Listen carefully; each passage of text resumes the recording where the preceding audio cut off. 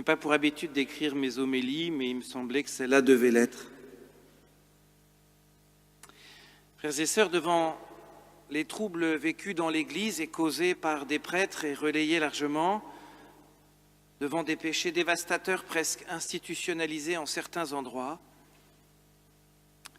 le pape nous a écrit à tous une lettre que je vous invite à lire, ainsi que celle des évêques, publiée sur la feuille paroissiale. Toute ma jeunesse, j'ai côtoyé des prêtres. Jamais l'un d'eux ne m'a fait du mal ou n'a même essayé. Au contraire, ils m'ont édifié.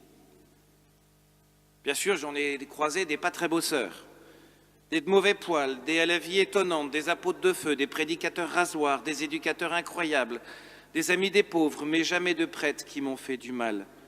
Aujourd'hui, j'ai cette chance d'avoir avec les jeunes un contact énorme qui m'édifie, me construit, me remet en cause et me fait grandir. Il me corrige tout le temps. Je tiens à remercier ceux qui participent à cette mission auprès des jeunes et des moins jeunes. Si vous saviez la joie que cela apporte. Parfois, moi qui me sens déjà vieux, je mesure combien ils vous rajeunissent à leur insu, les jeunes. Je me surprends même à reprendre certaines de leurs expressions bizarres qui doivent vous faire aussi bizarres, mais grâce à Dieu, vous êtes souple et presque habitué à ces frasques. J'ai aussi la joie comme prêtre, comme curé, d'être constamment sollicité et de pouvoir être donné, je l'espère, avec générosité. Seulement voilà, des scandales ternissent la mission de l'Église, la visibilité même des prêtres. Alors hier, je me suis demandé si j'allais pouvoir continuer ma mission, si les prêtres pourraient continuer leur mission, alors que l'Église semble subir une crise qui, selon moi, est majeure. Je me suis demandé si je pourrais encore offrir mon sacerdoce au Christ et aux hommes, alors que j'ai parfois envie de me terrer pour fuir. Qu'allons-nous faire? Rester ou pas? Ça va bien plus loin que moi, hein. Mais j'avoue avoir été effleuré par la question. Certainement, la première lecture d'Isaïe, qui propose de tendre la joue à celui qui arrache la barbe, prend tout son sens. En écrivant ces mots hier soir, je pensais aux disciples qui, à un moment donné, ne supportent pas d'entendre Jésus qui leur dit de boire son sang et de manger son corps. Beaucoup, dès ce jour-là, s'en vont. Jésus se tourne vers ceux qui restent à côté et il dit à chacun « Et toi, tu vas faire quoi ?» Pierre lui dit alors qu'il, lui seul, c'est celui qu'il faut suivre et il reste.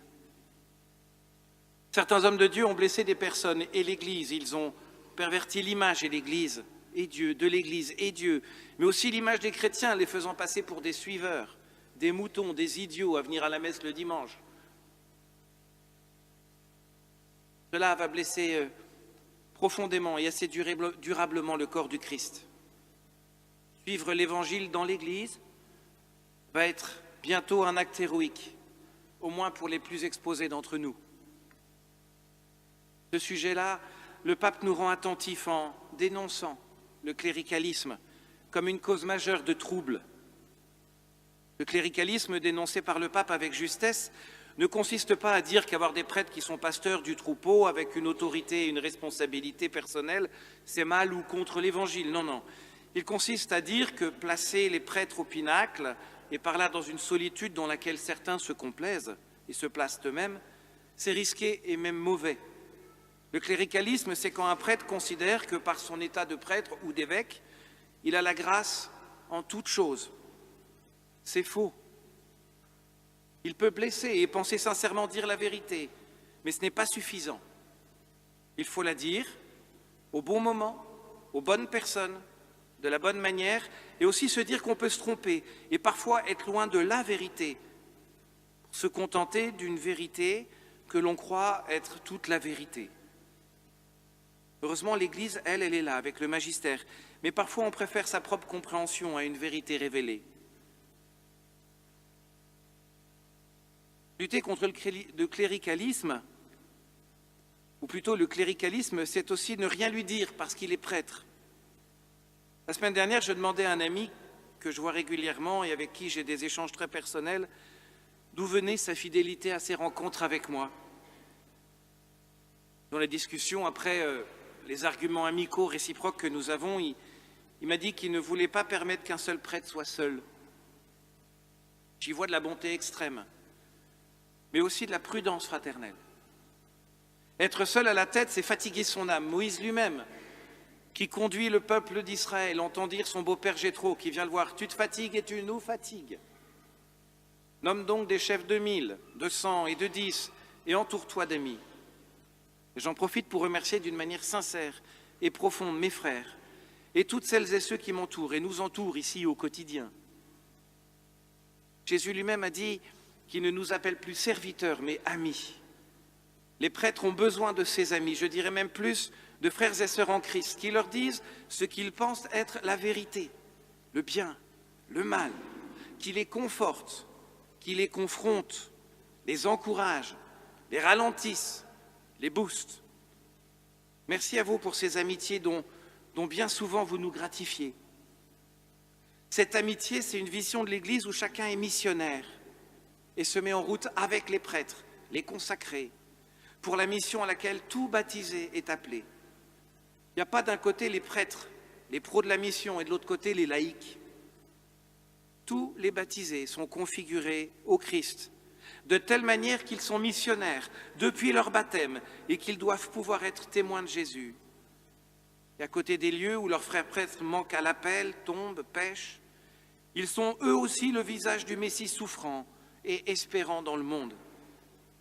Je souhaite tellement voir les uns et les autres annoncer, exhorter, intercéder, enseigner avec force. Dans ma prime jeunesse, c'était il n'y a pas longtemps, soyez sympas,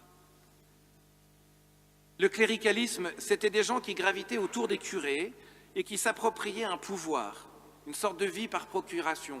Un jour, je toquais pour aller me confesser et on m'a répondu « Nous ne confessons pas aujourd'hui ». Alors j'ai dit « Merci, madame ». Mais c'était aussi celles et ceux qui voulaient effacer tout signe du sacerdoce pour montrer que nous sommes tous pareils. Quelque part, c'est pas faux, mais c'est pas vrai. Le prêtre a reçu une onction, une mission, et tout pouvoir implique de grandes responsabilités, ce qui s'applique aussi et d'abord à tous les baptisés, simple baptisé que le prêtre demeure, ce dont il doit se souvenir à chaque instant. Le cléricalisme doit être viré de notre vie par la montée en puissance de tous les chrétiens dans l'annonce explicite de Jésus. L'Église doit vivre la purification des germes et des fruits mauvais, des actes scandaleux, et cela la fera grandir. Aujourd'hui, les prêtres se retrouvent amoindris dans leur crédibilité, dans l'annonce et l'enseignement, car les contre-témoignages achèvent les désirs de ceux qui aimeraient approcher l'Église et décrédibilisent le sacerdoce. Dans ces moments douloureux, il existe une forte tentation de faire comme Luther, qui, devant les dysfonctionnements réels de l'Église de son temps, a lancé un mouvement schismatique protestant, cumulant certes de belles choses, mais aussi un tas d'erreurs, menant à priver les âmes de l'Eucharistie, de la Vierge Marie, de toute une tradition sage et inspirée, ainsi que de la place de Pierre et de ses successeurs, avec la grâce que Dieu leur donne malgré eux. Les tentations seront nombreuses de rebrousser chemin, de se désespérer, d'être arrêtés par les scandales. Pour sûr, comment se montrer membre d'un corps blessant plus que blessé? De l'héroïsme va nous être demandé, et pour cela, seule la grâce de Dieu, la charité fraternelle et la prière pourront être nos armes et notre force. C'est pourquoi je me permets d'insister sur l'adoration, les cénacles et le service des autres. L'adoration d'abord, parce que là où Dieu n'est pas adoré, le démon prend le dessus et inspire le mal, il l'encourage et il attise le feu. Mais dans une vie, une communauté où Dieu est honoré, adoré, le mal ne peut vaincre. L'adoration, c'est pour que chacune et chacun ne désespère jamais, mais soit raffermi dans sa foi, même dans la posture de passivité du Christ face au mal, passivité située pour nous devant l'hostie seule et unique bien. Il y a bien des cases à remplir sur le planning de l'adoration, une nuit par semaine. Et l'effort que cela demande de consacrer un bout de sa nuit chaque semaine obligera notre Père des cieux, entendez-moi bien, va forcer notre Père des cieux à nous donner en surabondance les grâces au-delà de notre demande, au-delà de notre espérance. Ensuite, il y a les cénacles, ces petits groupes qui se retrouvent toutes les semaines ou tous les 15 jours, chez les uns, chez les autres, sans les prêtres, les laïcs, vous. Parce que seule la vie fraternelle ouverte à tous peut soutenir dans notre monde hanté de ces combats. Et il est fini le bon temps où on se disait « c'est pas grave, je vais tenir bon, ça va aller, je vais faire des petites négociations, des petits compromis, je vais m'en sortir dans la foi ». Les événements sont tels, selon moi, que les compromis ne seront plus possibles. Ce sera in ou out, avec ou sans, chaud ou froid, mais pas la tiédeur. Je ne garantis à personne du confort dans ce monde, mais une amitié avec des frères et sœurs en Christ, à même de permettre de vivre les difficultés, les coups durs, mais aussi les joies, ces joies offertes par le Christ, quand 2 ou 3 sont réunis en son nom. C'est pourquoi choisir de proposer à des gens de venir chez soi pour prendre un thé, un café, un gâteau, un rien, mais de partager autour de la parole, c'est juste proposer à ces gens d'être au moins 2 pour qu'ils fassent l'expérience du Christ au milieu d'eux. Enfin, je pense au service du pauvre. Chez nous, le pauvre, il est présent, mais il y a des absents. Ce sont ceux qui sont en train de souffrir seuls, sans visite, sans présence. Ce sont des pauvres qui ne crient pas, qui ne se plaignent pas, dont la solitude reste immense dans un hospice ou un appartement, avec pour seule compagnie une aide ménagère et un ange gardien intercédant pour eux. Moi-même, je n'y vais pas parce que j'aime pas ça. J'aime pas les malades, j'aime pas les vieux, ils me dérangent, ils me gênent. J'aime pas mon péché, j'aime pas tout ça, et Burke, j'ai pas envie de le faire. Quelqu'un qui me dit qu'un jour il aime ça, eh bien c'est une grâce spéciale qu'il a eue. Et pourtant, est-ce qu'il faut ne pas le faire? Je suis obligé, en vous disant ça, de me mouiller moi-même. Je ne peux pas demain matin ne pas aller voir quelqu'un qui est malade et qui peut-être va rien comprendre à ce que je dis. Je ne peux pas. À nous de prendre ça au sérieux. Car la charité ne se contente pas de guérir de nombreuses fautes, elle convertit. Elle édifie, elle rend heureux ceux-là même qui en vivent et qui la reçoivent en cadeau au travers des frères et sœurs qui ont accepté d'être attendris par leur souffrance. Frères et sœurs, loin de moi l'idée d'endormir les cœurs sur le sort des victimes et sur les acteurs des scandales par ces perspectives missionnaires que je viens d'évoquer. Je sais seulement que s'il faut combattre le mal, la meilleure manière de l'écraser, c'est de faire croître le bien.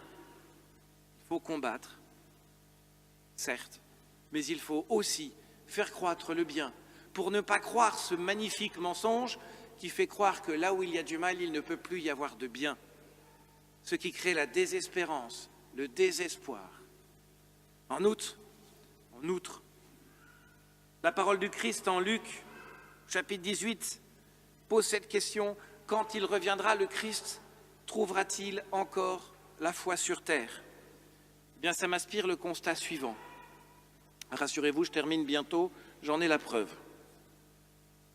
Ou bien, nous accepterons que l'Église voulue par Jésus n'annonce plus explicitement l'Évangile du fait de ses fêlures. Et nous accepterons qu'elle s'effondre à la faveur des scandales et de nos dos qui se tournent.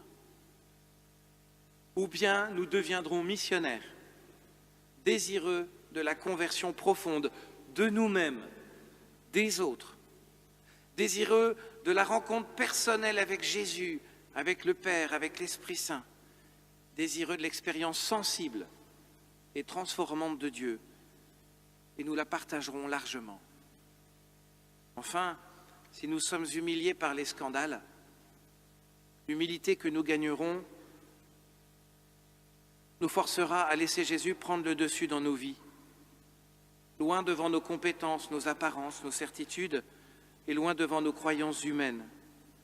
Nous devrons le laisser passer devant, le laisser tout débroussailler, reprendre, faire naître à nouveau, et finalement nous offrir une amitié avec lui. Une amitié comme lui le désire, avec sa présence, son onction, sa douceur, les guérisons, sa gloire, et tous les témoignages des hommes et des femmes qui l'auront rencontré.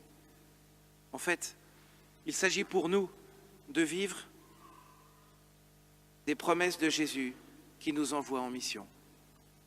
Nous disait, et je me permets de vous le redire, « Allez de toutes les nations, faites des disciples, baptisez-les au nom du Père, du Fils et du Saint-Esprit, et moi je suis avec vous jusqu'à la fin des temps. Amen. »